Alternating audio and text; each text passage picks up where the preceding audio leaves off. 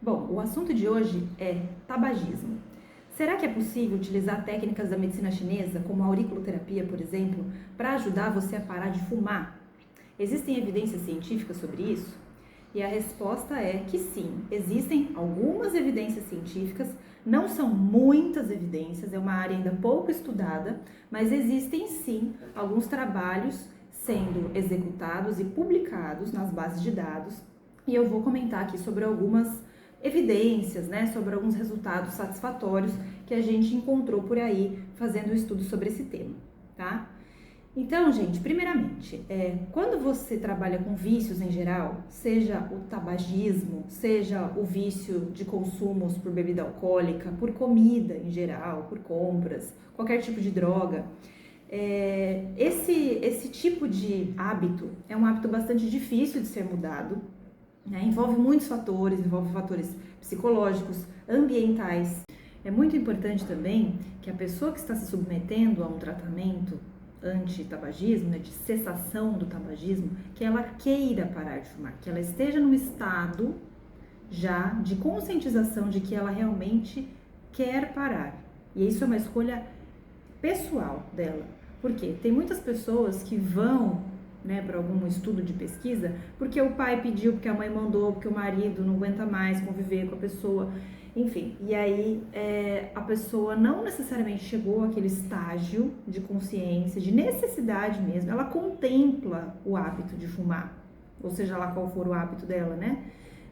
Então, para isso existem algumas medidas, existem questionários, existe um questionário que é bastante utilizado nos trabalhos, que ele consegue detectar exatamente em qual estágio que a pessoa está.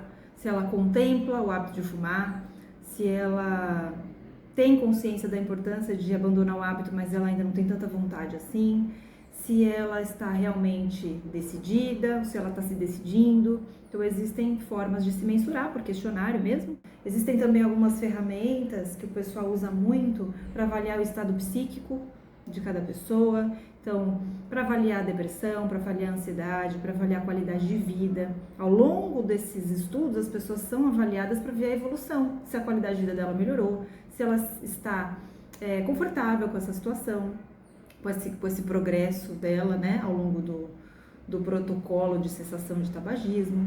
Então, existem várias ferramentas que são adotadas nesses estudos, né, número mesmo de cigarros que a pessoa fuma diariamente, né? E alguns trabalhos, os melhores trabalhos que têm mais cuidado, né, com o desenho experimental, eles também avaliam se a pessoa de fato não teve contato com o cigarro de forma bioquímica, utiliza parâmetros bioquímicos. Então vê se a pessoa exala monóxido de carbono e qual a concentração desse monóxido e também a concentração de nicotina ou subprodutos aí da nicotina, né, metabólitos da nicotina, para ver se ela realmente está com menos contato com o cigarro, se realmente esse consumo está diminuindo de forma gradativa, se o relato da pessoa é condizente com o que o corpo dela está dizendo, tá? Então os estudos se preocupam bastante com esse rastreio aí de informações, tá? Nem todos conseguem avaliar tudo, mas a grande maioria deles avalia, pelo menos em parte, esses parâmetros que eu falei para vocês, né? Outra coisa que é importante a gente comentar, por ter bastante fator psíquico associado ao hábito, cada um está passando por um momento de vida. Então, às vezes aquela pessoa está num processo de deixar de fumar, mas aí a mãe adoece, a esposa tem algum problema no trabalho, tem alguma questão financeira, tudo isso vai interferir no emocional da pessoa e ela pode ficar mais irritadiça, mais ansiosa, com insônia, e isso pode levá-la a retomar esse hábito, né? Então, por isso que é muito importante que cada caso seja tratado individualmente. Quando a gente fala de estudo científico, a gente coloca todo mundo no mesmo bolo, submetido ao mesmo protocolo, tá? Mas independente dessas interferências, desses vieses, o objetivo desse vídeo é mostrar para vocês o que existe na literatura relacionado à cessação de tabagismo com a auriculoterapia mais especificamente, tá? Existem também trabalhos que envolvem acupuntura, mas eu vou tratar mais da aurícula, que foi o assunto que eu li mais e me apropriei mais. Para quem é acupunturista e quiser se apropriar sobre os pontos mais utilizados nesses protocolos de tratamento, existe um protocolo conhecido que é chamado de NADA, é uma sigla, né? NADA significa Nicotinal Acupuncture Detoxification Association. É uma combinação de pontos que envolve o ponto Shenmen, que é o ponto de sistema nervoso central, né? O sistema nervoso autônomo, o ponto do rim, o ponto de fígado e o ponto de pulmão. Então, é uma combinação de 5 pontos. E aí os trabalhos variam.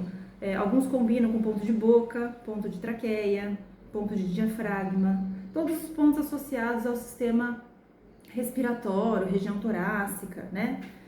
Ponto de vício, né? Tem um ponto aqui na região do trago, da orelha, para quem trabalha com auriculoterapia, né? Conhece.